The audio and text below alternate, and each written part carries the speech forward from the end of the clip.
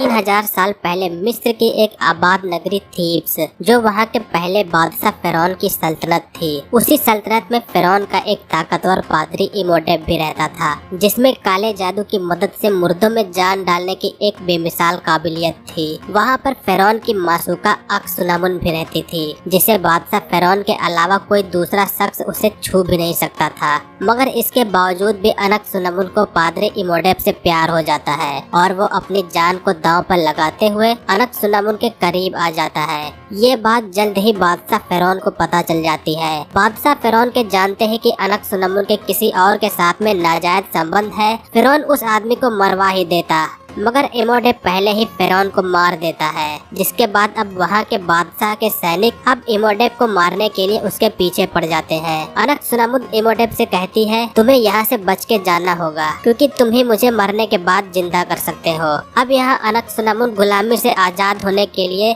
अपने आप को मार लेती है और इमोटेप वहाँ से भाग निकलता है। फिर से अनक्सुनामुन को जिंदा करने के लिए इमोटेप उसके शरीर को काले जादू की किताब से जिंदा करने की कोशिश करता है, लेकिन बादशाह के सैनिक उसका पीछा करते हुए उसकी जगह पर पहुंच जाते हैं और इमोटेप को पकड़ लेते हैं। इमोटेप के सारे पादरियों को वो लोग जिंदा ताबूत में दफना देते हैं और इमोटेप को बादशाह से बगावत की वजह से होमडाई की सजा मिलती है। कहा यह जाता है कि इससे पहले ये सजा किसी और को नहीं दी गई थी। इमोटेप के सभी ऑर्गन्स को निकाल के अलग अलग डिब्बे में रख दिए जाते हैं। उसे एक जिंदा मम्मी बनाकर एक श्रापित ताबूत में रखा जाता है और जो कोई भी इस श्राप से इसको आजाद करने की कोशिश करेगा तो कयामत आ जाएगी। अब कई साल बाद का सीन दिखाया जाता है। हमें यहाँ पर हमुनाप्तर की जमीन पर कई सारी सेनाओं के द्वारा लड़ाइयाँ दिखाई जाती हैं। कहा जाता है कि हमुनाप्तर की इस जमीन के नीचे बेशुमार खजाना छिपा है। इंग्लैंड के सैनिकों की यहाँ पर रहने वाले बंजारों से लगातार कईयों लड़ाइयाँ चलती हैं,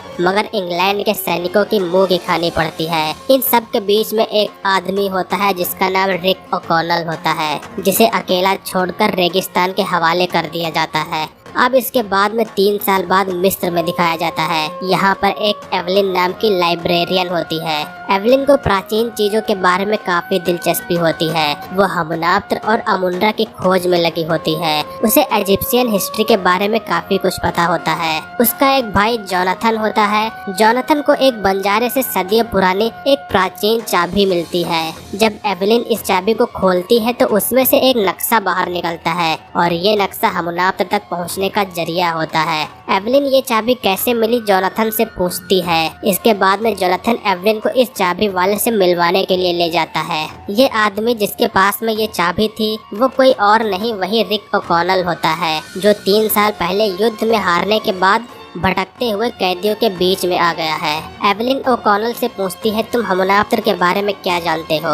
ओकॉनल को हमुनाप्तर के बारे में काफी कुछ पता होता है, मगर आज ओकॉनल को फांसी लगने वाली होती है, इसलिए एवलिन को हमुनाप्तर तक पहुंचने के लिए रिक ओकॉनल को फांसी से बचाना ही पड़ता है। जल्द ही शर्त के मुताबिक एवलिन रिक के साथ में हमुनाप्तर के लिए निकल जाते हैं। हमुनाप्तर एक श्रापित जगह होती है। कुछ लोग वहाँ की रक्षा करने के लिए अपनी पूरी जिंदगी तक लगा देते हैं, इसलिए इन लोगों को वहाँ पहुँचने से पहले कई कठिनाइयों का सामना करना पड़ता है। जल्द ही सभी लोग हमुनाप्तर यानी कि मुर्दों की नगरी पहुँच जाते हैं। एवलिन के साथ रिक और जोनाथन यहाँ पर कुछ अहम चीजों की खोज के लिए आए होते हैं और इनके अलावा बाकी जो लोग होते हैं वो सब लोग खजाने की खोज के लिए यहाँ पर आए होते हैं। जल्द ही एवलिन को एक 3000 साल पुराना ताबूत मिलता है।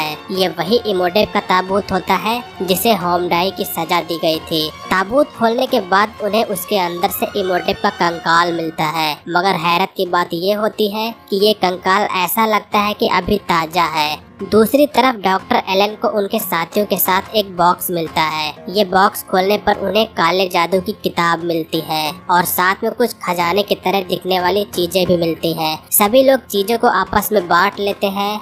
डॉक्टर एलन को पता होता है कि असली खजाना तो ये काले जादू की किताब है। ये काले जादू की किताब कितनी खतरनाक हो सकती है इसका अंदाजा शायद किसी और को नहीं है। महज इसके किसी के पढ़ने से बहुत बड़ी कयामत आ सकती है। जब एलन सोने के लिए जाता है तो रास्ते से एवेलिन गुजरती है और उसे काले जादू की किताब एलन के पास दिखाई देती है। एवेलिन इसी चीज की तलाश कर रही थी, इसीलिए जब एलन सो जाता है तो एवेलिन इससे ये किताब चुरा लेती है। अब एवेलिन किताब को ले जाकर रिक के पास जाकर उसे चाबी की मदद से खोलती है और उसे पढ़ना शुरू करती है। महज सिर्फ एक लाइन पढ़ने से ही उस इमोडेप के मुर्दा शरीर में जान आ जाती है। एलन तुरंत जागकर कहता है, तुम्हें ये किताब पढ़नी नहीं चाहिए थी। इमोडेप के जिंदा होने के बाद वहाँ जलजला आ जाता है। इमोडेप का मुर्दा शरीर अब जिन लोगों ने पहले संदूक खोला था उन लोगों को मारकर वो अपना शरीर फिर से पहले जैसा करेगा और उसकी ताकत भी बढ़ जाएगी। जिन लोगों ने भी संदूक खोला था इमोडेप उन्हें मारकर अपनी ताकत बढ़ा लेता है। इमोडेप एक ऐसा श्राप बन जाता है जिसे काबू कर पाना नामुमकिन होता है। फिर से जिंदा होने के बाद इमोडेप अपना अधूरा काम फिर से करता है। वो एक बार फिर से अपनी चहेती अनकसुनामुन को जिंदा करता है। इसके लिए उसे काले जादू की किताब और एवेलिन की बलि चढ़ानी पड़ेगी। इमोडेप एवेलिन को पकड़ ले जाता है और बाकी लोग जो एवेलिन के साथ में होते हैं वो अपनी जान बचाकर उसके चंगुल से निकल जाते हैं। इमोडेप को मारने का एक रास्ता होता है, अगर उसकी शक्तियाँ उससे छीन ली जाए तो इमोडेप को मारा जा सकता है और इसके लिए जादुई सोने की किताब जिसे अमुंड्रा के नाम से जाना जाता है उसकी जरूरत होती है। इमोडेप हमूनाप्तर पहुँच जाता है और उसके पीछे रिक और जोनाथन भी हमूनाप्तर एवेलिन को बचाने के लिए और उस शैतान को मारने के लिए निकल जाते हैं। रास्ते में इमोडेप रिक को मारने की कई सारी कोशिशें करता है मगर रिक किसी तरह अपने आप को बचा लेता है। हमूनाप्तर के अंदर पहुंचने के बाद इमोडेप काले जादू की किताब की मदद से अनकसुनामुन को जिंदा करने लगता है और दूसरी तरफ रिक अमुंड्रा की खोज में लग जाता है। उसे वहाँ पर खजाने से भरा कमरा मिलता है जहाँ पर बेशुमार सोना होता है और उसे वहाँ पर बस थोड़ा बहुत ही ढूंढने पर उसे जादुई सोने की किताब मिल जाती है। इमोडेप अनकसुनामुन को जिंदा करने में कामयाब होता है और अब एवेलिन की बलि देने वाला होता है मगर रिक आके एवेलिन को बचा लेता है। वहाँ के कई सारे मम्मीज से वो लड़ाई भी करता है।